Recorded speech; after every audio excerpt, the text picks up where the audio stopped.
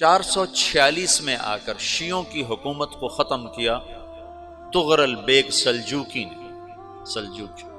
Seljuk مسلمان ہوئے تھے محمود غزنوی کے دور میں، سلجوک ان کے بڑے کا نام تھا۔ تو ایک دفعہ محمود غزنوی نے سلجوک سے پوچھا اگر مجھے تیری مدد کی ضرورت ہو تو کتنے آدمی پیش کر سکتے ہو؟ تو اس نے ایک تیر دیا، کہا یہ ایک تیر ہے میرا،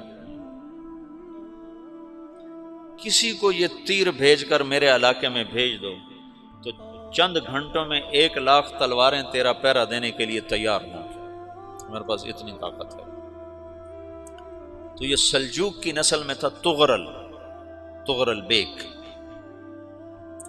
اللہ تعالیٰ نے جب عرب زوال کا شکار ہو گئے اور ضعف کا شکار ہو گئے، جیسے بڑھاپے کا کوئی علاج نہیں، جب قوموں پہ زوال آتا ہے تو اس کا بھی کوئی علاج نہیں، پھر اور قوم کو جگہ ملتی ہے۔ جیسے بڑھاپا ایک فرد پہ آتا ہے، ایسے بڑھاپا قوم پہ آتا ہے۔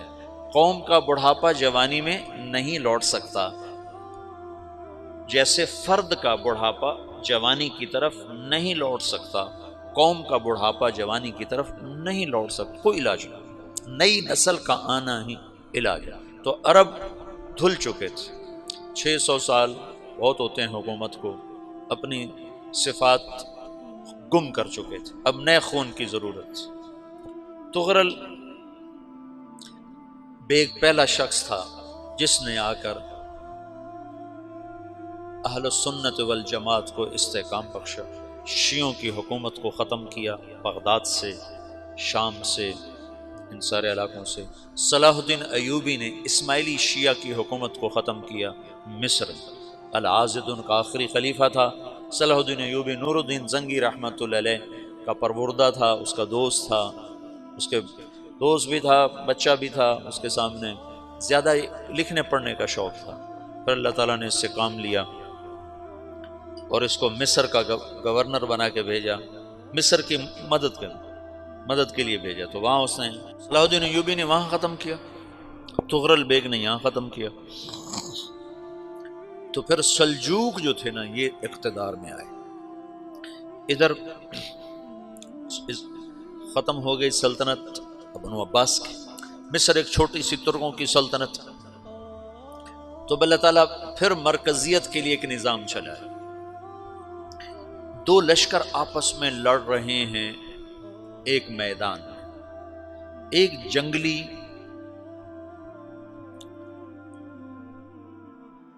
بدوؤں کا قافلہ، جنگل کے لوگ اپنے قبیلے کو لے کر، ایک جنگلی قبیلہ اپنے سردار کے ساتھ نقل مکانی کر رہا ہے ایک جگہ سے دوسری جگہ۔ اللہ کا نظام کہ یہ لوگ چلتے چلتے چلتے اس وادی میں پہنچ گئے جہاں جنگ ہو رہی ہے، دو لشکر آپس میں لڑ رہے ہیں۔ جب یہ وہاں پہنچتے ہیں تو ایک لشکر کے قدم اکھڑ رہے ہیں اور دوسرا غالب آ رہا ہے۔ ان کو نہیں پتا شکست کھانے والے کون ہیں اور فتح پانے والے کون ہیں، ان کو نہیں پتا۔ اس جنگلی قبیلے کے سردار کا نام بھی تغرل ہے، تغرل۔ تو یہ سردار کہتا ہے جو شکست کھا رہے ہیں ان کی مدد کرو، کچھ پتہ نہیں کون ہے، کہتا جو شکست کھا رہے ہیں ان کی مدد کرو۔ تو 400 وحشی جنگلیوں نے فاتح لشکر کے پیچھے حملہ کر دیا۔ وہ تو ایک کافی ہوتا تو 400 دوڑ جب تلواریں پڑیں تو چند لمحوں میں نقشہ بدل گیا، بھاگنے والے جم گئے اور جمنے والے بھاگ پڑے۔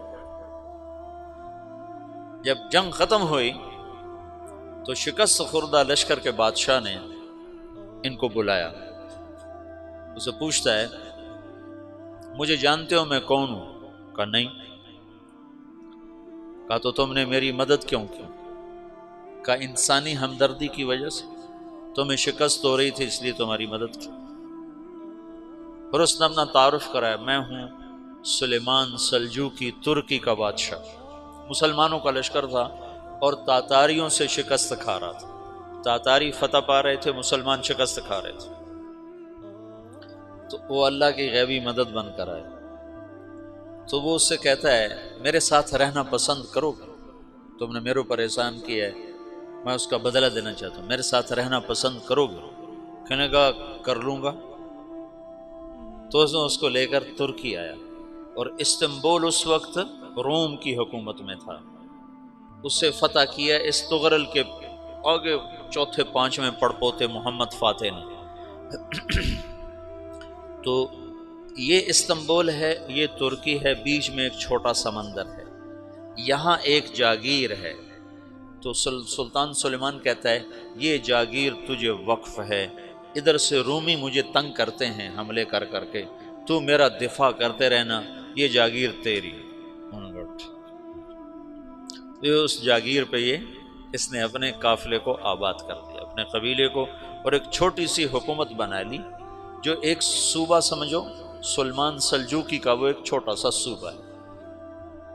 وہاں جب یہ رہ پڑا تو پھر یہ ایک شیخ کے بیت ہوتا ہے، وہاں شیخ طریقہ میں ان کے یہ بیت ہونے جاتا ہے، وہ اس کو رات اپنے پاس ٹھہراتا ہے، تو ایک کمرے میں ان کو ان کا خادم ٹھہراتا ہے۔ یہ جب کمرے میں جاتا ہے تو سامنے دیوار میں طاقچے پر قرآن پڑا ہوا ہے، تو یہ تغرل بیگ کہتا ہے یہ کیا ہے، یہ کیا ہے؟ تو وہ خادم کہتا ہے یہ کتاب اللہ ہے، قرآن ہے۔ اچھا، وہ اس کو وہاں چھوڑ کے باہر چلا جاتا ہے۔ وہ دیہاتی آدمی، جنگل کا رہنے والا، پہلی دفعہ زندگی میں قرآن دیکھا، وہ کہتا ہے یہ قرآن ہے، اللہ کی کتاب ہے، میں اللہ کی کتاب کے سامنے سو جاؤں، کتنی بے ادبی ہے۔ تو اس نے ایسے قرآن اٹھایا اور سر پہ رکھ لیا اور کھڑا ہو گیا، ساری رات قرآن سر پہ رکھ کے کھڑا رہا۔ رات کے پچھلے پہر اس کو خواب آیا، کھڑے کھڑے اس نے دیکھا کہ اس کی پشت سے ایک چاند نکلا اور شیخ کی بیٹی کے سینے میں جا کے اتر گیا، پھر اس لڑکی کے سینے سے ایک درخت نکلا جو پھیلتے پھیلتے پھیلتے 3 بر اعظم پہ چھا گیا، افریقہ پر، یورپ پر، ایشیا پر۔ پھر اس کی آنکھ کھل گئی، وہ کھڑا ہوا ہے، تو اس نے صبح یہ خواب اپنے شیخ کو سنایا، تو انہوں نے اپنی بیٹی اس کے نکاح میں دی تھی۔ اس بیٹی سے ایک بچہ پیدا ہوا، تغرل بیگ نے اس کا نام رکھا عثمان، عثمانی ترک نام سنا ہوا، جو میں نے کل بتایا تھا کہ 1924 میں وہ خلافت ختم ہوئی۔ تو ایک بیٹا پیدا ہوا عثمان۔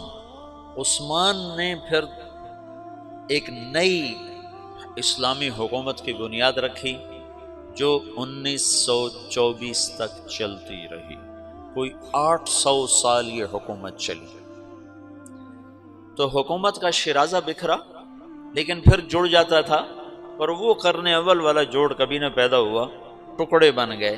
ان ٹکڑوں میں اللہ لوگ پیدا کرتا رہا جو دعوت دیتے رہے، دعوت زندہ رہی۔ جو تربیت کا نظام تصوف کے ساتھ تھا اب وہ تبلیغ کے ساتھ،